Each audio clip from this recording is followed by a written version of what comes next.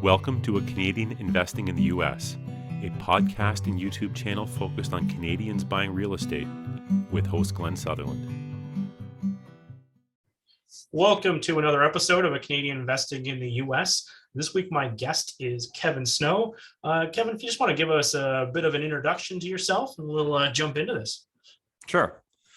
Well, thanks for having me, Glenn. My name's Kevin Snow. I was born and raised in New Jersey. Always had an interest in real estate. Kind of when I got out of high school, I was 18 or 19, I started going to a bunch of REI meetings and meetups, reading a lot of real estate books. Had a bunch of random odd jobs at the time. And my early years, I knew I needed to make a change to kind of get a hold of my financial future. So I started a painting company, and just to try and have control of my schedule and try to save some money to get into the real estate game. So from there, since I'm from New Jersey, I'm sure you have experience with this. I kind of realized that I always thought I would invest where I am. And just because of the property values, the taxes, finally, after years of combing through markets here, I realized it was just not feasible for me to get started. I could not. It's going to cost way more money that I could reasonably save to get in. Yeah. And so that got me kind of looking at other markets. I had no choice, kind of just accepted, all right, I'll invest out of state.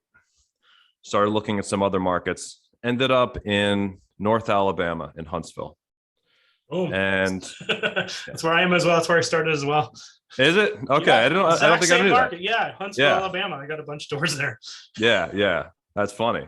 Yeah, I mean, great market. Love the area. Lived there for a while. We'll get into that later. But So I I went about it kind of, I'd say, completely the wrong way. Typical beginner. I saved up. I bought my first house there for about $55,000 and put about $15,000 into it and work. Completely out of money at that point. Had a good rental. House was great. And then, but the goal was to get more than that. So that's kind of led me down the path of investor lending and real estate refinancing, all of that.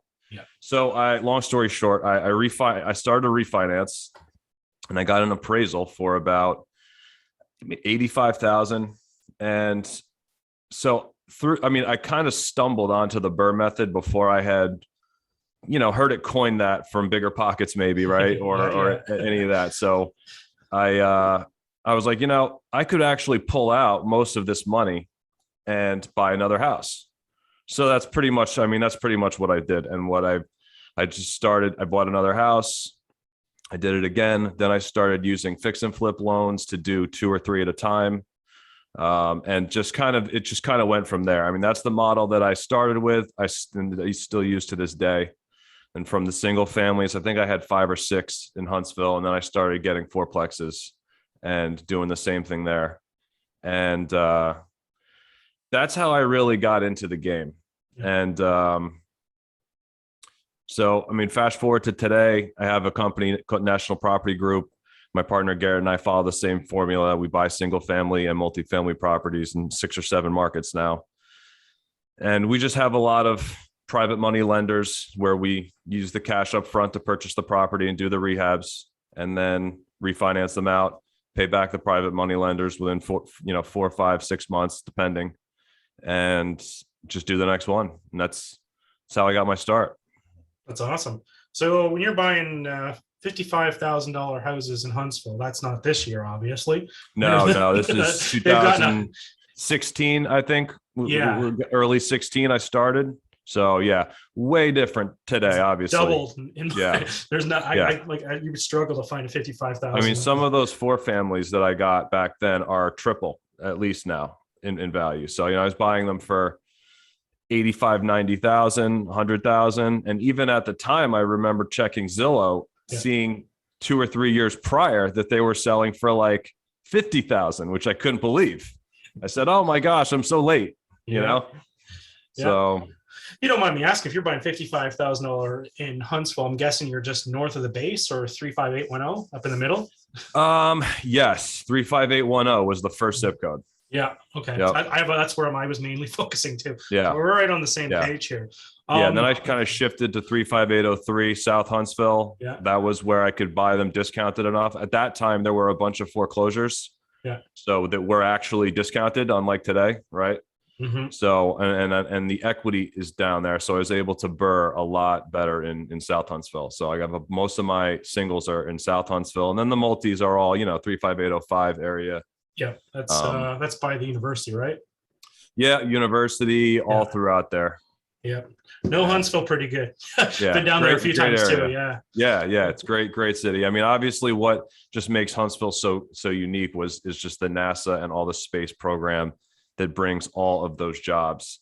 Yeah, and FBI, Toyota. We were actually, NASA. my partner and I were down there.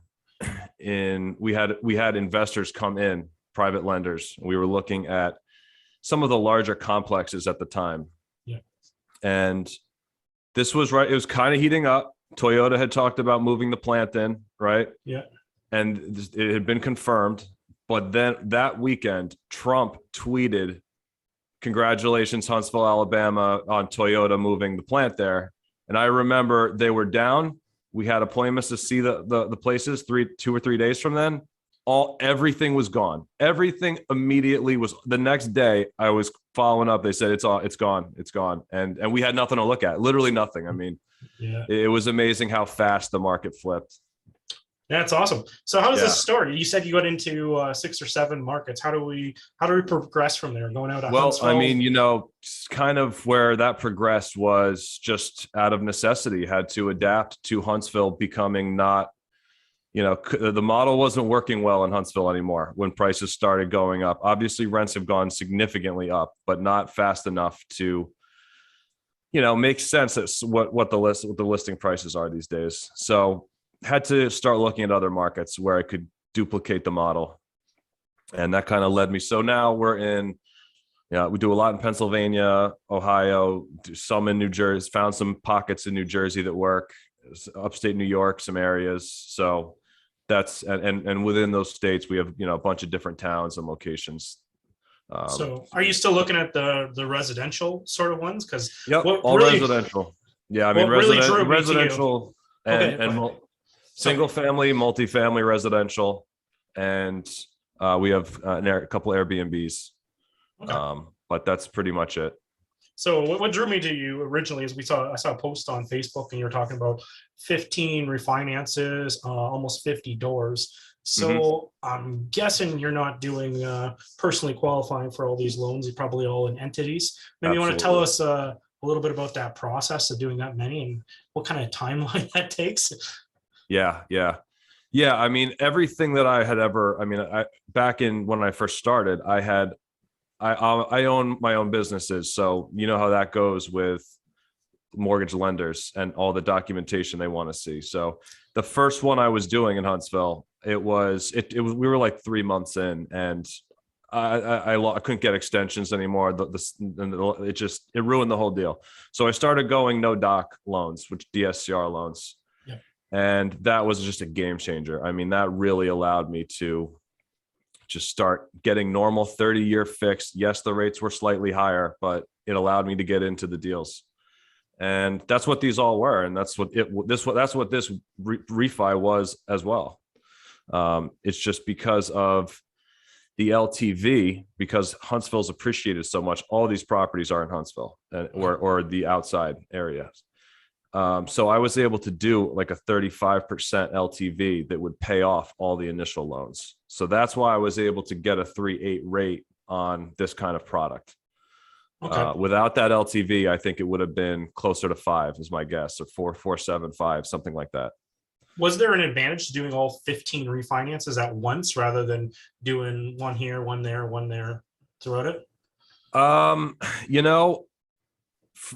think one thing I was looking at was a frustration had been, having 20 something properties down there and 20 something separate loans. they all got sold off to different servicing companies. And I'm just dealing with 15 different servicing companies. And it's, it's just messy getting all the payments, someone's messing up an escrow account, the payment goes up, the insurance billing. So I was looking for more of like one payment, right? Just make the one payment, everything is one. Yeah. And just kind of go that route. And I also had each one in its own LLC. Okay. And I moved them all to a series LLC, which is they don't have them in every state, but Alabama does have them, which is I don't know how familiar you are with a series LLC, but it's basically like compartments within an LLC that are locked. So each property will go in a compartment and it'll overall be in the one LLC.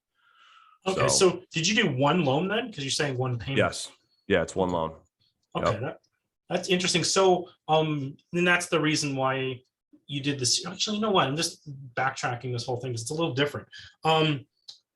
So if you wanted to sell one property, would you have to break this whole loan, or can they chop it up? They can chop it out.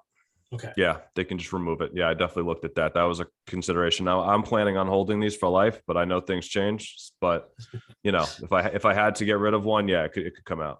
Okay, that's awesome. That's one of the main things whenever I do the blanket loans. Yeah.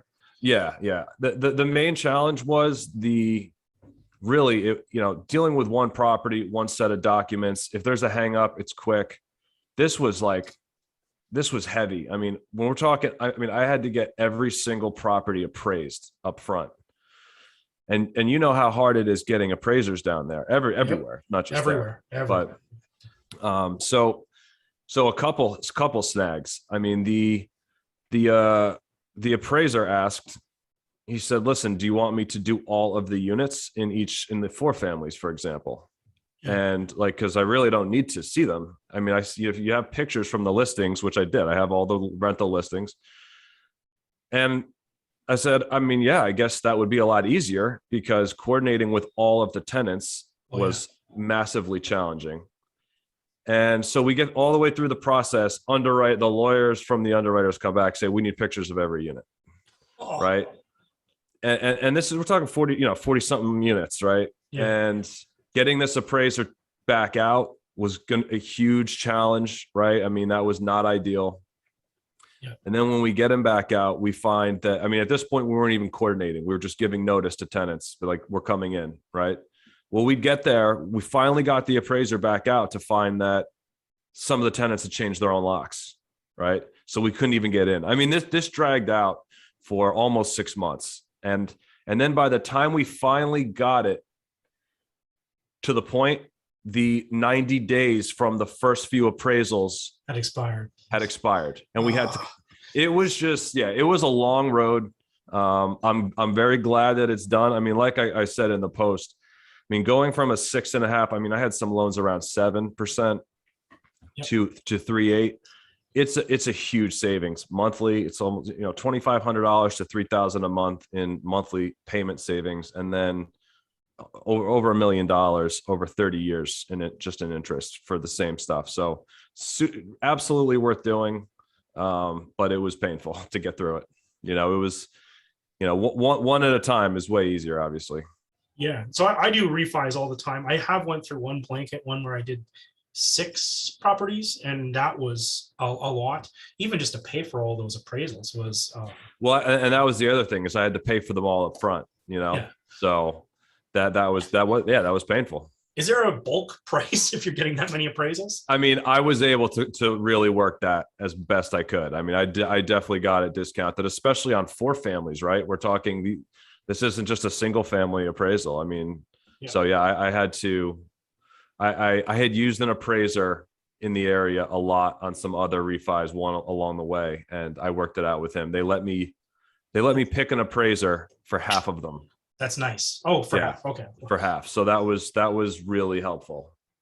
Yes. Cause I find even myself, if I want to hire my own appraiser, I can find an appraiser, but the lender team sometimes takes a month to find an appraiser that can actually arrive. Well, that's what they were doing. And they said, do you know anybody? And I said, I do.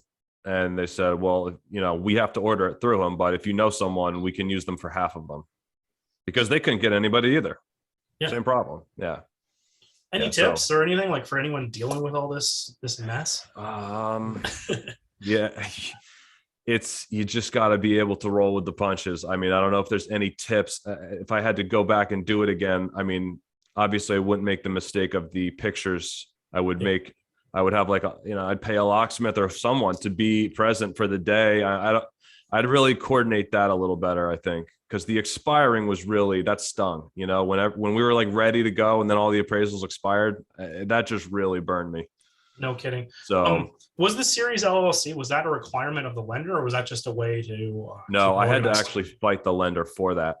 In Alabama, the LLCs, there's a business privilege tax on each one every year. Yes. So when you have 20 something LLCs, it starts to add up, and just the paperwork. So this is just one. So they're all still have the same protection as their own, but they're in one. And even on that, just in case, I have, multiple umbrella policies on everything here. So that's just going to make life a lot easier for accounting purposes, for taxes, and then for tracking everything internally and just paying all those fees and all the paperwork that the state requires. Yeah. And you mentioned the business privilege tax, which I believe Alabama was like 90 or 99 bucks a year per. So I think it's like 150. Oh, I have LPs and I have Okay. an LLC. I have an LLC and I set it up different. So is it 150? I'm almost positive it's Okay. 150. Yeah. Anyway, I'm in a bunch of different states as well. Same. So yeah, I know. It's confusing after a while. Yeah, and if we're going to touch on that a little bit too, because I haven't done anything in New Jersey. Like, do you know what the kind of business privilege tax other states are charging? Since I got you here. I mean, I have to say it is pretty comparable. It's like $75 maybe. So Alabama's a little higher, but I think that Florida was like really expensive. I think it was like 750 or something. Yeah. The thing, when you look at Alabama, the property taxes are so low that every state makes up for it in some way. Yep. So gotta pave those roads. Coming from New Jersey, I was shocked to see the property taxes. Up here, a house would be, anywhere from 6,000-12,000 a year. Yep. Down there, we're talking under 1,000 or 1,200 or something like that for the year. Yep, I had my 4-bedroom was 4-bedroom, 1 bath, 35810. The one I'm thinking of, $600 a year for property taxes, which is awesome. Exactly. Yeah, exactly. That's what makes it a cash flow market, and that's why New Jersey's not. Yeah. So now that you're investing in different markets, do you have different strategies for different markets? We have different buy boxes for some of the markets to really kind of, as you know, when you're trying to burr out as much as possible, there's a window where it works. And so, in each market, we kind of have that window where we know where it's going to appraise and where we can buy them discounted enough and where the value add rehab will add enough appreciation to it to be able to refinance it out in under 6 months. So it's pretty much the same. A little different for Airbnb, which we're looking at others, but overall it's the same. Okay, cool. And then your leverage rate's at 65 loan to value, which is kind of common for the DSCR. That's what I get a lot of times too. Sometimes I get 70. The last summer we got up into the 75s, but it was kind of a rare occasion. Well, I'm using 75 to 80 now on DSCR. Okay. The rate, the LTV was 35 for the portfolio loan because of the LTV. Okay. I'm sorry, but because I was only using 35% of the LTV. Yeah. But the ones I use now, definitely 75% to 80%. 80% is no cash back, 75% is cash back. Okay. So if you're just paying off, so I've tried to kind of make sure that the private lender is going to be in there just at the payoff. So we can just use 80%. They get paid back everything. There's no cash back to us and we're out of the property clear. But perfect, Burr. That's perfect. Yeah, exactly. And for the Canadians that are listening, usually we get 5% less than the Americans. So if they're getting 75, we're getting 70. It's sort of we're a little bit more risky because it's not as easy to chase us down. Awesome. Anything else you want to tell me about investing in? I think, one of the big, from early on, one of the big things for me was learning the credit system and how important my credit score was going to be in all this. And how my credit score worked. At the beginning, I was doing, I didn't have a lot of resources. So I was using a lot of credit cards to fund rehab, all that kind of thing. And that was fine, except when I came to refinance, my cards were kind of maxed and my debt load was so high on my personal social that it would drag my credit score down 75, 100 points at a clip. Now, as soon as I paid it off, it would jump right back in the next month. Catch-22. It was a catch-22. Like I couldn't rehab because I knew that I was going to have to refi right after and it would kill my score. Yeah. So that's really kind of learning the business credit system of getting business credit through LLCs and that kind of thing. So it doesn't report to your personal. So you can utilize that. That was a game changer that allowed me to really fast forward the process, because I stopped loading up my personal social. I kept basically, especially with the DSCR loans, there's nothing on my personal, right? So I can move pretty freely. Everything is all in LLC kind of entities and tax ID numbers. So that was a big lesson for me coming up. That was painful at the beginning. I mean, it caused a lot of delays, but it really is. It's critical for business credit. Like, how do they base that? So you have an LLC and you have some properties in there and you have some mortgages reporting to those LLCs. So you should be building some credit. I just don't know a lot about business credit on these LLCs. Mm-hmm. Is it that they determine that based on, like it's building a credit score on its own, right? If they're reporting. Pretty much. And you're still on a lot of this. I mean, you're still personally guaranteeing it, but kind of like the DSCR, right? But like it only hits your personal if you like default pretty much. Okay. So a lot of these, I mean, there's all kinds of programs out there. You can Google, like Credit Suite is one of them. I mean, they're step-by-step where you can start lines with like Staples and those easy ones that kind of give anybody a few $100. Any LLC, make some payments, kind of build it up. It takes a few months, and then start to apply for like gas cards, and then start to apply for credit cards, et cetera, et cetera, et cetera. Right. So that's kind of how that works, and it doesn't report to your personal. I mean, there's cards like for example, there's a lot of business credit cards out there, but a lot of them still report to your personal. But like Chase Inc., for example, does not.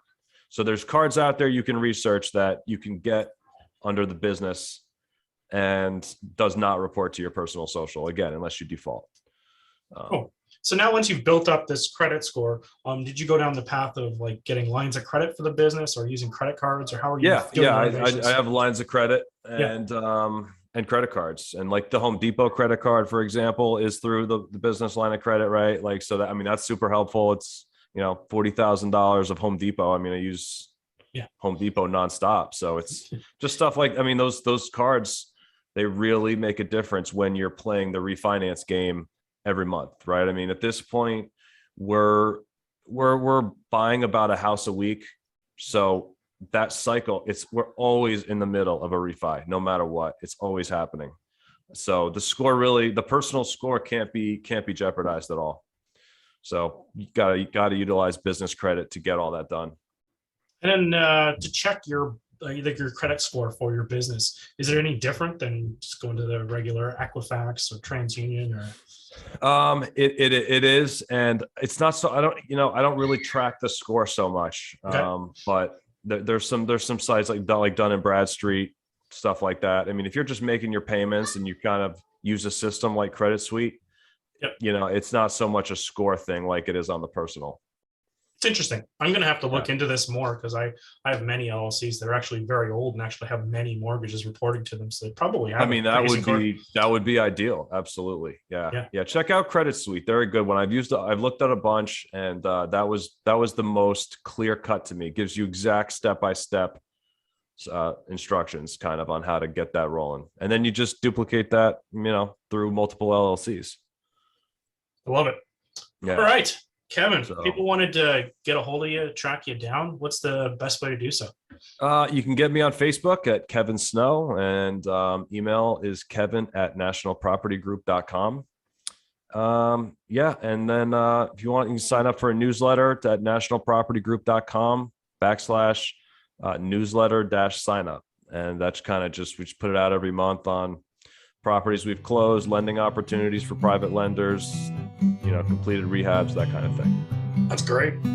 Thank you for coming on the show. I really appreciate thanks so much for having me. This was great.